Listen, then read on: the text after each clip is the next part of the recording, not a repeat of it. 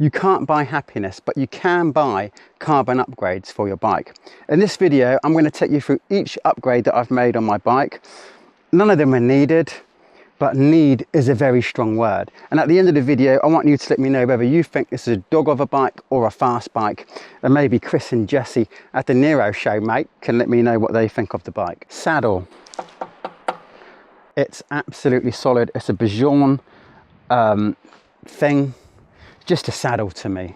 It's 87 grams. It is lighter than my Control when I go onto the Sigma Sports app. Probably not the best pace to do a video and balancing it on rocks, but almost fell off the side of the cliff there. Not a good idea. It's lighter than my Control when I go to the Sigma Sports app and buy upgrades. Yes, it's hard. Yes, it's light. Yes, I have the gooch of a rhino. It's going to hurt some people, it doesn't hurt me. Froth factor, I'm going to give it a 4 out of 10. It's just a saddle, but they've made this camouflagey effect on top of it. So I appreciate that the effort they've put in. 4 out of 10 for froth factor. Speed and function, it's 200 grams lighter than my old saddle. So I'm going to give it a 6 out of 10. It does the job for me, it may be torture for you. Price, it's about $300. That's expensive, it's just a saddle.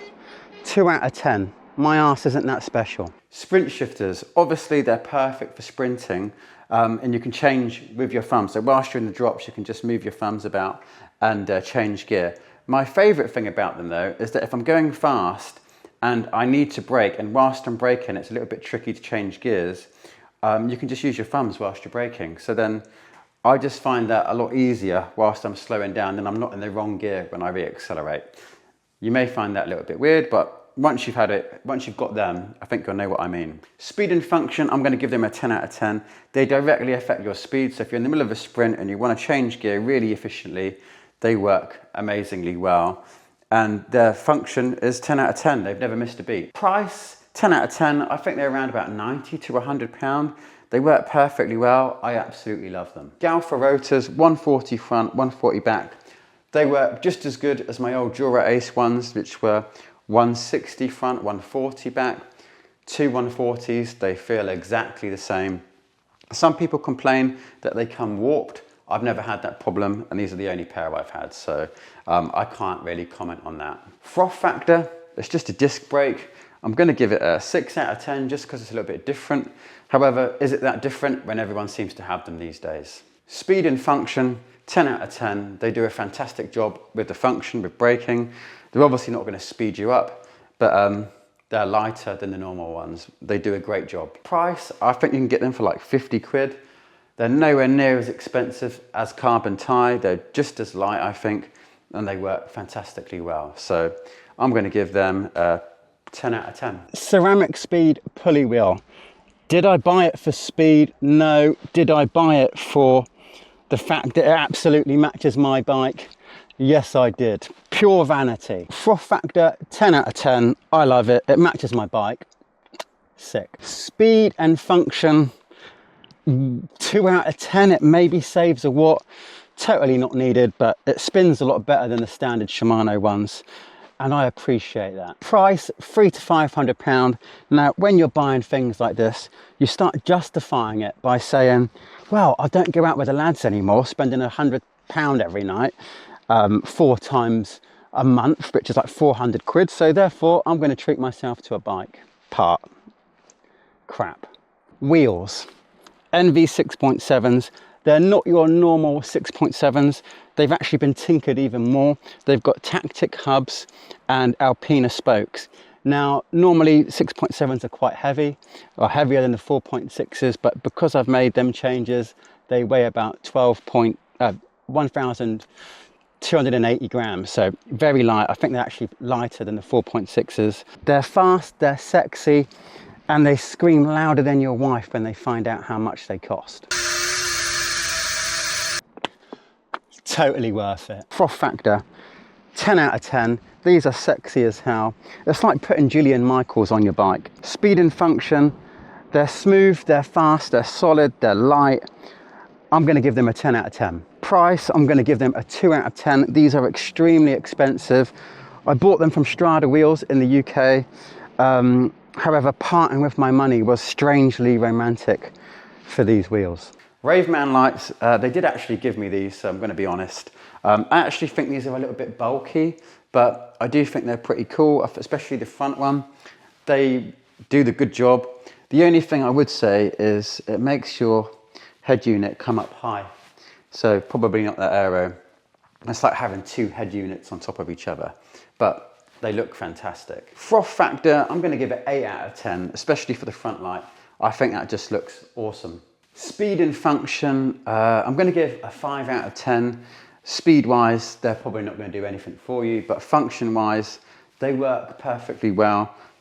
You're able to be seen, which is the most important thing. And this rear one has lasted me about 9 hours recently since I got it. So yeah, win. Tyres, I'm running GP 5000 TT TRs 28mm on the back. On the front is an Aero 111 and 29mm. Super fast, super light, about as puncture proof as a paper bag. But I've never had a problem with them actually. I've actually worn them into the ground on old ones before. I think they're great for punctures, but apparently they're not so good, but I'm yet to see that. Froth factor, 1 out of 10. If you get excited about black, smooth, rubbery things, you need to seek help. Speed and function, 10 out of 10 for racing. For training, you don't need them, 5 out of 10, but it depends if you like to live dangerously. Price, I'm going to give them a 7 out of 10. They're about 60 to 90 pounds. They're expensive if you go out on a ride and hit a nail and you get a puncture, but if they last you thousands of miles, that's fine. It's just bad luck. Good luck and bad luck with tyres, I find. Get a new pair, you could puncture them tomorrow on a nail, so more about luck for me. Durace DI2 12 speed. I used to have mechanical 11 speed. I can't justify going to Durace. I could have got Ultegra, but I see it as if I had got DI2 Ultegra and 12 speed, I would have then at some point needed to do another upgrade to get Durace. I'm that guy. If you're going to upgrade, just go the whole hog. Froth factor at 8 out of 10. It's nice. I like the glossiness of it. It matches the glossiness of the rest of the bike. Speed and function, I'm going to give it a 10 out of 10. It changes gear and you don't even notice it. It's absolutely brilliant. You can upgrade chain rings and other parts to it, but honestly, I don't see the point because the transition when you're changing gears is just brilliant on the front chainring and on the back. Price, 1 out of 10. It's like 2.5 grand. I mean, for that price, I could have took my wife on holiday. You can save your marriage if you take your wife on holiday. You don't need an expensive part like this. She could have been here. Cannondale Aero bottles. Now, I can't back up how much more Aero they are. I've not tested them or anything like that, but they certainly look more Aero. They're more flush with the frame. If I was going to buy again, I'd probably buy the Trek ones because the Trek ones are flush all the way up. This is still rounded at the top, so that bit comes out from the frame. So I'd buy Trek ones next time if I ever bought again, but yeah, these have been fine, no problem at all. Froth factor, I'm going to give a 3 out of 10.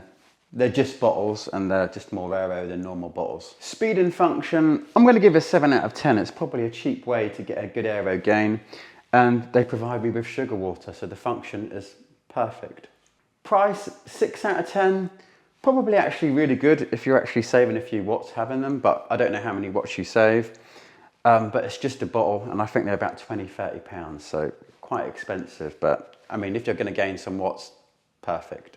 Handlebars, these are Farsports F1Ss. They weigh about 325 grams.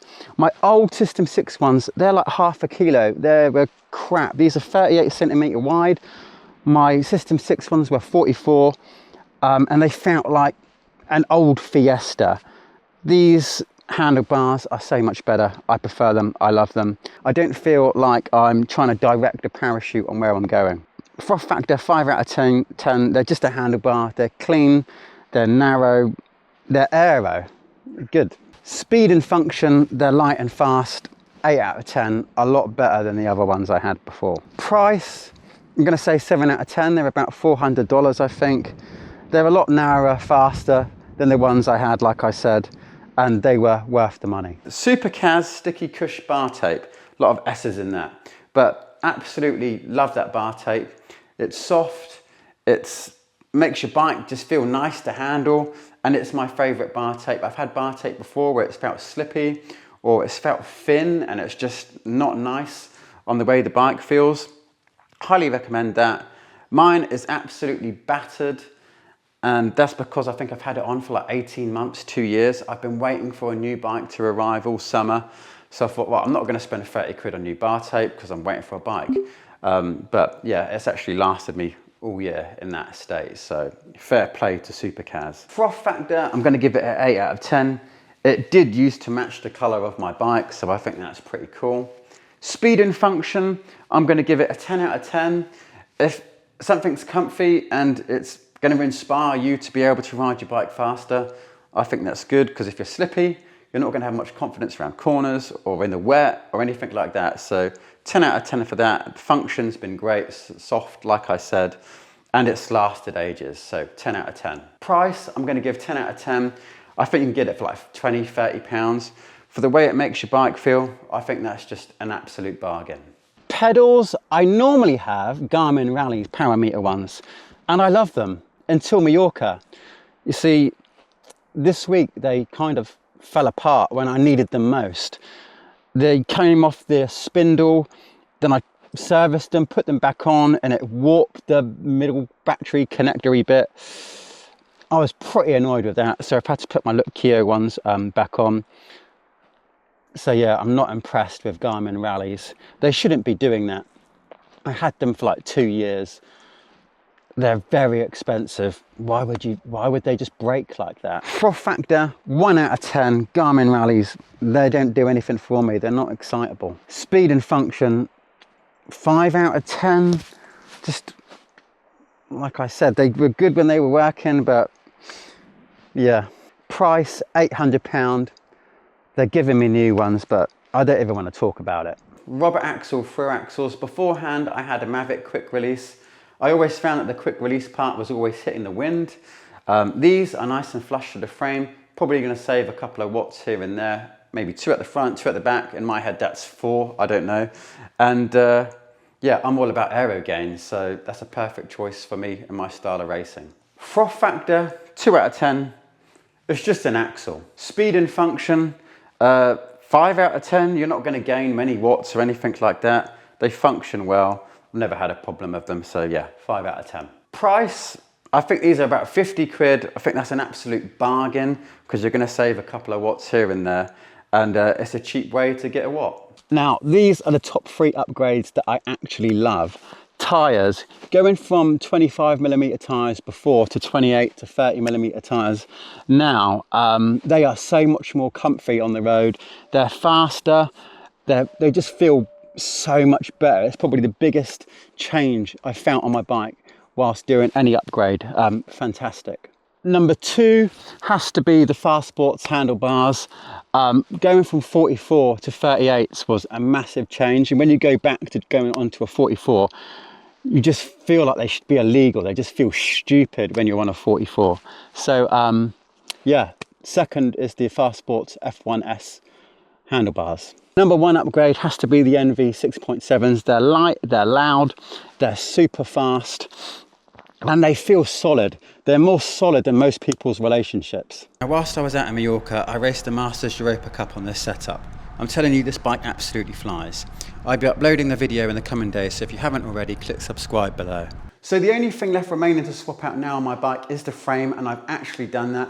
So check out my Instagram, because I've got my new bike up on there. I guess it's a new bike because now I've swapped out every single part. It's just become a new bike, I guess. So have a look at my Instagram, check that out. I'll stick a link in the description as well. My System 6, I got that down to about 7 kilos-ish, maybe just a little bit higher than that. I'm not entirely sure, I didn't weigh it. But it was a few weight weenie parts on there, I guess. But yeah, I absolutely love that bike. I'll be building it up as a winter bike for now, and that will do me through the winter. But yeah, check out my Instagram, subscribe to the channel if you've enjoyed this video.